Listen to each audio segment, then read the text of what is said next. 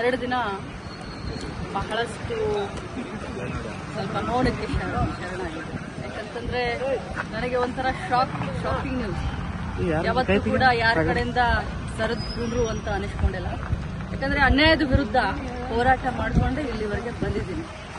ನನ್ನ ಕರಿಯರ್ ಏನು red carpet ಏನಿಲ್ಲ, 26 ವರ್ಷ ಸಂಘರ್ಷ ಮಾಡಿ ಈ ಮಟ್ಟಕ್ಕೆ ಬಂದಿದ್ದೀನಿ.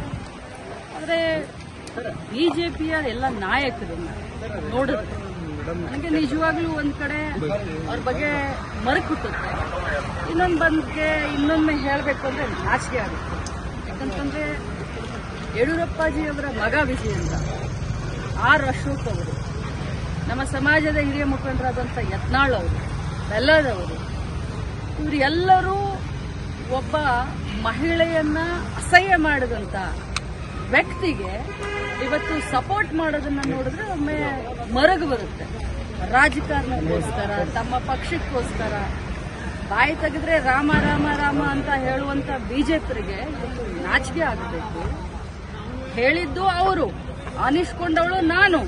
ಇವತ್ತು ಇಡೀ ರಾಜ್ಯದಲ್ಲಿ ಹಾರ ತುರಾಯಿ ಹಾಕಿ ವೈಭವೀಕರಣ ಮಾಡಿಸ್ಕೊಳ್ತಾ ಇದ್ದಾರೆ ಸಿಟಿ ರವಿ ಅವರು. ಅವರಿಗೆ ಆತ್ಮ ಸಾಕ್ಷಿ ಅಂತ ಏನಾದ್ರೂ ಇದ್ರೆ, ಅವರು ತಾಯಿಯ ಮಗ ಆಗಿದ್ರೆ, ಅವರ ಹೆಂಡತಿ ಇದ್ರೆ ಅವ್ರಿಗಾದ್ರೂ ಅಟ್ಲೀಸ್ಟ್ ಹೇಳಬೇಕು. ಅವರಿಗೆ ಅಪರಾಧಿ ಭಾವನೆ ಕಾಡ್ತಾ ಇದೆ. ಆದ್ರೆ ಒಂದು ಮಾತನ್ನ ತಮ್ಮ ಮುಖಾಂತರ ಹೇಳಲಿಕ್ಕೆ ಬಯಸ್ತೇನೆ. ನಿಜ, ನನಗೆ 2 ದಿನ ಬಹಳಷ್ಟು ಆಘಾತವಾಗಿತ್ತು.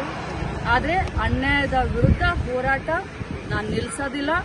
ಮತ್ತೆ ನಾನು ಸಭಾಪತಿಯವರಿಗೆ ಮನವಿಯನ್ನ ಕೊಡ್ತೀನಿ. ಯಾಕಂತಂದ್ರೆ ಅವರು ತಮ್ಮ ಮಾಧ್ಯಮದಲ್ಲಿ ನೋಡಿದ್ದೀನಿ, ಅವ್ರು ಹೇಳಿದ್ದಾರೆ, ಇವತ್ತು ಬೆಳಗ್ಗೆ ಹೇಳಿದ್ದಾರೆ, ನಿನ್ನೆ ಹೇಳಿದ್ದಾರೆ, ನಮ್ಮ ಸದನದಲ್ಲಿ ನಮ್ಮ ಏನು ರೆಕಾರ್ಡಿಂಗ್ ಇದಿರುತ್ತೆ ಅದು ಮ್ಯೂಟ್ ಆಗಿತ್ತು, ನನಗೆ ಬರಲಿಲ್ಲ, ಆದ್ರೆ ಮಾಧ್ಯಮದಲ್ಲಿ ಇದೆ ಅಂತ ಹೇಳಿದ್ದಾರೆ. ನನ್ನ ಹತ್ರ ಕೂಡ ಸಾಕ್ಷಿ ಇದೆ, ನಾನು ಕೂಡ ಸಾಕ್ಷಿಯನ್ನ ರಿಲೀಸ್ ಮಾಡ್ತೀನಿ. ಯಾವುದೇ ಕಾರಣಕ್ಕೂ ಸಿಟಿ ರವಿ ಅವರನ್ನ ಕ್ಷಮಿಸುವಂತ ಕ್ರಮೇನೇ ಇಲ್ಲ. ನಾನು ಹೋರಾಟ ಮಾಡ್ತೀನಿ. ಇಡೀ ಮಹಿಳಾ ಕುಲಕ್ಕೆ ಏನು ಅವರು ಇವತ್ತು ಅನ್ಯಾಯ ಮಾಡಿದ್ದಾರೆ, ಈ ಪದವನ್ನ ಬಳಸಿದ್ದಾರೆ, ಅವರಿಗೆ ಶಿಕ್ಷೆ ಆಗುವವರೆಗೂ ಈ ಲಕ್ಷ್ಮೀ ಹೆಬ್ಬಾಳ್ಕರ್ ಸುಮ್ಮನೆ ಕೂರೋದಿಲ್ಲ ಅಂತ ಹೇಳಲಿಕ್ಕೆ ಬಯಸ್ತಾರೆ. ಸಭಾಪತಿಯವರಿಗೆ ಮನವಿ ಮಾಡ್ತೀನಿ, ಮಾನ್ಯ ಮುಖ್ಯಮಂತ್ರಿಗಳಿಗೆ ಮನವಿ ಮಾಡ್ತೀನಿ. ಏನು ಪೊಲೀಸ್ ತನಿಖೆ ಆಗಬೇಕು ಆದಷ್ಟು ಬೇಗ ಆಗಬೇಕು. FSL ರಿಪೋರ್ಟ್ ಬರಬೇಕು.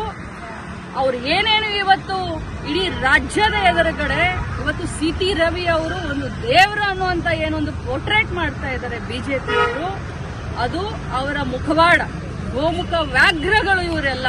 ಒಬ್ಬ ಮಹಿಳೆಯನ್ನ ಒಂದು ಸದನದಲ್ಲಿ ಈ ಮಟ್ಟಕ್ಕೆ ಮಾತಾಡಿದ್ರೆ ಅದನ್ನ ಅವರ ಬೆನ್ನಿಗೆ ನಿಂತ್ಕೊಳ್ತಾರೆ, ಪ್ರಶಂಸೆ ಮಾಡ್ತಾರೆ.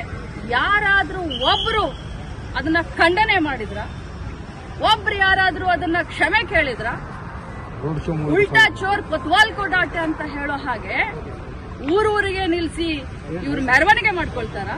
ಏನಾಗಿದೆ ಅವ್ರಿಗೆ ಗಾಯ, ಎಷ್ಟಾಗಿದೆ ಗಾಯ, ಎಷ್ಟು ಹೊಲಿಗೆ ಬಿದ್ದಿದಾವೆ ಅವ್ರಿಗೆ, ಪಟ್ಟಿ ಸುತ್ಕೊಳ್ತಾರ. ಏನು ಬೇರೆಯವ್ರ ಕಣ್ಣಿಗೆ ಪಟ್ಟಿ ಕಟ್ಟದೇನಂತ ತಿಳ್ಕೊಂಡಿದ್ದೀರಾ ನೀವು? ಸಿಟಿ ರವಿ ಅವರೇ, ನೀವು ನನಗೆ ಆ ಪದವನ್ನ ಬಳಸಿದ್ದೀರಾ, ಅದರಿಂದ ಇವತ್ತು ನನ್ನ ಮನ ನೊಂದಿದೆ. ಆದ್ರೆ ಇಂಥ 100 ಸಿಟಿ ರವಿಯನ್ನ ಎದುರಿಸ್ತೀನಿ. ನನ್ನ